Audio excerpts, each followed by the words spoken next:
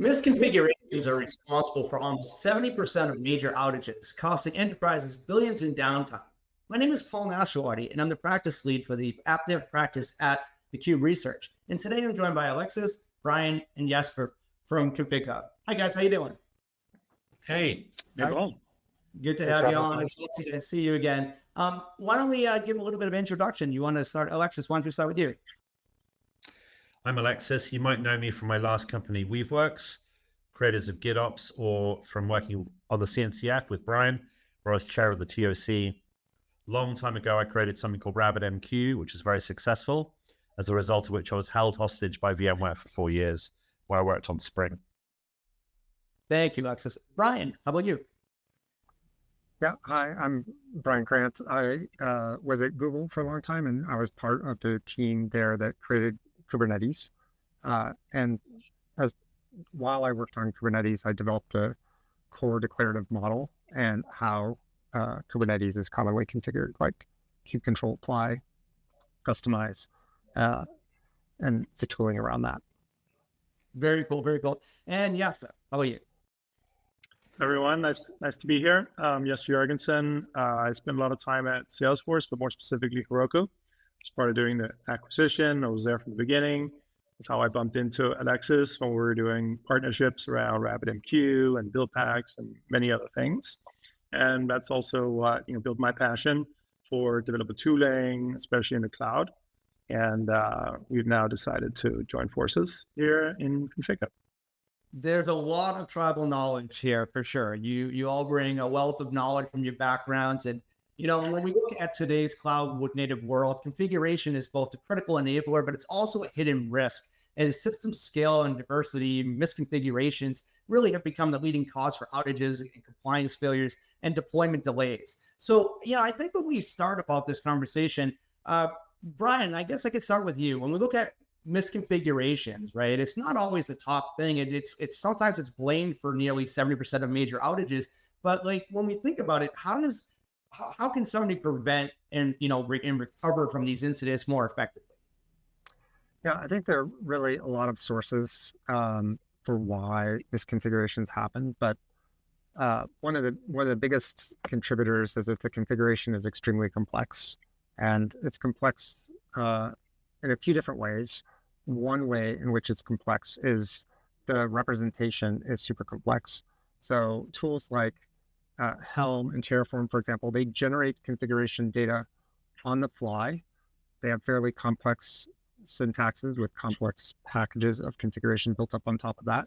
And it's not really obvious at all what configurations are going to be applied to the systems under management, whether it's Kubernetes or cloud resources. That makes it more likely that unexpected configurations will result from those configurations operations. And I still hear all the time that the reason operations people kind of break glass and go bypass configuration mechanisms and go update systems directly is because that's perceived to be lower risk. Certainly it's faster, and certainly it's simpler, and the means of making the change is much less complicated. In terms of risk, it's actually a trade-off because they don't have as many safeguards in place when they make changes directly to the systems. But yeah, it's still perceived, to be safer to just use a cloud console, for example, than to make a change to Terraform, or to make a change, with kube control directly to Kubernetes rather than making a change to a Helm chart, which might take, potentially hours or days to work out. What are the implications of the change? What different environments might be affected? What teams might be affected? Because, typically the configurations aren't self-contained. They actually are shared configurations that affect many different applications of that same configuration code effectively. Yeah, I mean, that makes sense. That makes a lot of sense. But when we think about it, I think, Alexis, we were talking about some of these different things earlier. We were at dinner one night. We were talking about how configurations misconfigurations are usually kind of what you see in the headlines and news and such, but it's really not always about that. What is it about? It's a lot of it is about delays, and we spoke to a very well-known platform as a service company when we were setting up this operation, and they told us that probably about 80% of their delays are caused by misconfiguration. That is to say, a rollout has got stuck, or a test isn't working the way we wanted it to, or we're pushing a change and something's wrong, or customers are complaining, and it's a misconfiguration has happened. We've got to go back and trace where it started and find out who made that change, when did they make it, why did they make it, which line, which file was impacted. Maybe there's multiple files, multiple lines. Build a picture of what happened in the past in order to change it back to what it should be. And that requires a different approach to solve, because you want to say, okay, let's keep a record of those changes so we know what happened, and we can then have a way to fix it and bring us back to the correct path. So yes, but do you agree with this? I mean, is there a different way would you think about when you look at misconfigurations? Is it always up to the client or the organization's fault, or are they tripping over themselves? What are your thoughts? Well, I think a lot of people would agree with what we're sitting here and talking about. A lot of people that we have learned together within the industry over the last 10, 15 years have gone from making these mistakes and using, like Brian said, being in a cloud console, for example, having to fix something and then running into trouble. And a good chunk of those have, over the last many years, tried to address those problems by ratcheting down, by using infrastructure as code, by creating pipelines of input value files, template files, scripts that operate on those template files to generate, kind of the next stage and the next stage and the next stage of the pipeline. And they've done all that in order to reduce the amount of errors. But instead, a lot of us find ourselves backed into a corner now of having created something that becomes more scary to change, because now some of the changes that we're making can actually affect many more different aspects of the system, because we've entangled it by all these scripts. And we've also made it way harder to go from observing a problem in the live infrastructure and going back to fixing it, because it's not clear where the fix needs to be applied, because we've created essentially a Rube Goldberg machine that produces the config that is eventually applied. Yeah, and that kind of ties back to, where you have a modern environment that often relies on messy, mix of like YAML files, Helm charts, and scripts across multiple clouds. So, Alexis, I want to kind of come back to you on this, because we were talking a little bit about, to reduce that configuration drift and the chaos that organizations run into. Sometimes preventative is actually the way to go versus, like reacting after something happens. Would you agree to that? I would. I think, though, I would first of all point to a industry trend, which is to use, no code or low code approaches, platforms and portals, things like Backstage, to guide developers down a path, which then people talk about golden paths or guardrails, or they're expecting people to fill out a limited amount of information so that the system could do the rest. That concept is kind of the right thing. However, what we've noticed is the majority of large organizations are not willing to be within those constraints. Every time you have a golden template, somebody wants to break it. The AI team wants to roll things out much more quickly, so they make changes to the guardrails. That's fine if you can capture those changes and keep them somewhere. So our approach involves thinking about this as a database problem and making sure that all the changes are kept in different, essentially rows of a database, so they can be, mapped against the logs, as I mentioned before, and correctly verified against the running system in order to prevent drift. Yeah, I like that. And cataloging this into a system that you can actually track and look at. Brian, when we look at it in the context of, this chaos and reducing configuration drift and what Alexis was talking about with this catalog, how does that really help with, say heritage systems moving to new systems? If somebody's looking from a heritage environment, they're looking to move to a new system, is that an easy lift, or is it a hard thing to kind of overcome? I think there's a couple of different steps. If they want to migrate their existing configuration to a different way of managing that configuration, like ConfigHub, that is definitely doable, and we, intend to provide a lot of help with that. I think you can get immediate benefits by doing something like that, by taking advantage of some continuous validation that we do of configuration. Most configuration formats have some kind of schema or at least documentation which describes what a valid configuration looks like.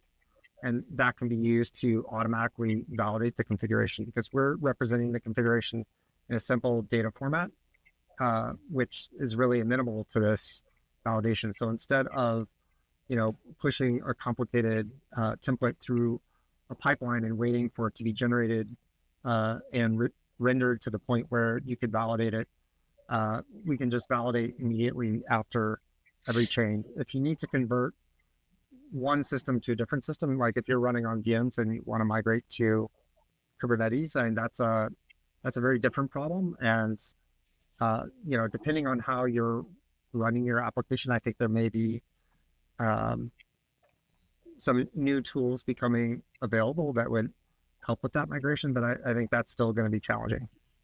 Yeah, I think so too. I mean, I think when you look at it, Jesper, I'm going to come to you with this question, because I think when we think about this from a developer's perspective, many developers really hesitant to touch configurations late in the release cycle because of exactly what Brian's talking about, which is they're risking of breaking something as they're going along. And when we think about this, how can they be, reassured that getting into the CI/CD pipeline to make the configuration safer and more agile is really the best approach to do this without introducing those breaks that happen? What are your thoughts there? Yeah, I mean, that goes back to kind of the maybe slightly wrong turn we've been taking recently, where we're trying to compensate for the dangers of going directly into live consoles and like touching them in there. That obviously can be pretty scary when you go into, say, AWS console and you go to VPC configuration and you're editing it directly.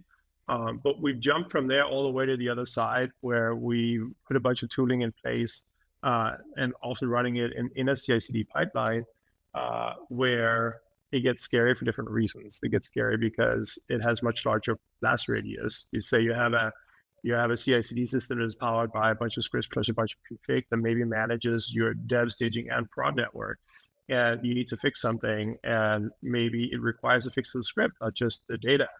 And that can impact all three networks if you do it the wrong way.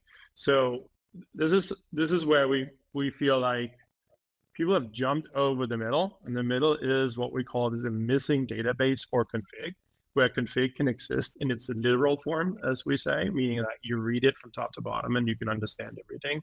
There's no variables, no like coding constructs or anything in there, but it's not in the live system, right? It's in a database, and you get to actually look at it, you get to change it, you get to have reviews of your changes before it goes live.